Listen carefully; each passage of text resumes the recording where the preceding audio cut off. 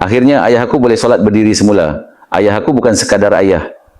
Dia imam masjid, suara azannya jadi penawar hati orang kampung. Sejak muda, dialah orang pertama membuka pintu masjid. Dialah juga orang terakhir menguncinya selepas isyak. Hidupnya seluruhnya terikat dengan rumah Allah. Tapi derita datang perlahan. Sakit lutut menyerang diam-diam. Mula-mula hanya lenguh, lama-kelamaan setiap langkah jadi seksaan. Dari seorang imam yang berdiri teguh, kini langkahnya terpaksa dipapah. Dari 5 waktu di masjid, hanya maghrib yang mampu dihadiri.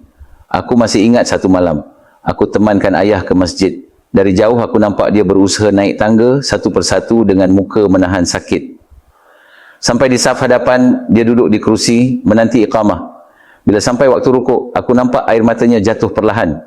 Usai solat, dia berbisik pada aku, suaranya bergetar, "Mukhlis, ayah rasa hina. Ayah ni imam, tapi nak rukuk pun tak mampu. Ayah rindu nak sujud macam dulu." Masa tu hati aku hancur. Aku anaknya, aku juga seorang ahli farmasi. Aku tahu aku perlu buat sesuatu. Aku mula mencari, membaca jurnal dan kajian. Dan di situ aku temui satu nama, Arnica montana, herba gunung yang orang dulu guna untuk sakit sendi dan otot. Dalam bahasa sains, ia menenangkan radang, melancarkan darah, meredakan sakit. Herba itu terkandung dalam krim Prodex. Malam itu juga aku beli satu. Aku sapu perlahan pada lutut ayah, sambil aku bisik dalam hati, "Ya Allah, kalau ini jalannya, izinkanlah ayah kembali kuat. Hari berganti hari."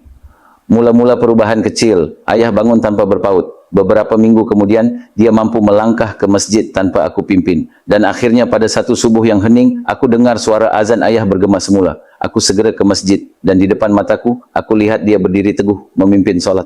Rukuknya penuh tenang, sujudnya lama, seolah-olah dia lepaskan segala rasa rindu yang terpendam. Air mata aku mengalir deras. Selama ini aku lihat wajahnya penuh pilu, tapi pagi itu wajahnya berseri-seri. Dia genggam tangan aku selepas solat dan berkata, "Mukhlis, Allah izinkan ayah rasa nikmat berdiri semula. Aku tak tunggu lama. Aku ulang beli 3 tiup sekaligus. Lebih jimat. Tapi lebih daripada itu, aku tak mau lagi lihat ayah kembali pilu. Kini setiap azan, aku nampak dia melangkah yakin ke rumah Allah. Dari insan yang hampir hilang semangat, Allah kembalikan kekuatan dengan asbab ikhtiar ini." Kadang-kadang kita lupa. Nikmat paling besar untuk mak ayah bukan harta, bukan pangkat, tapi nikmat kesihatan untuk sujud kepada Allah dengan sempurna.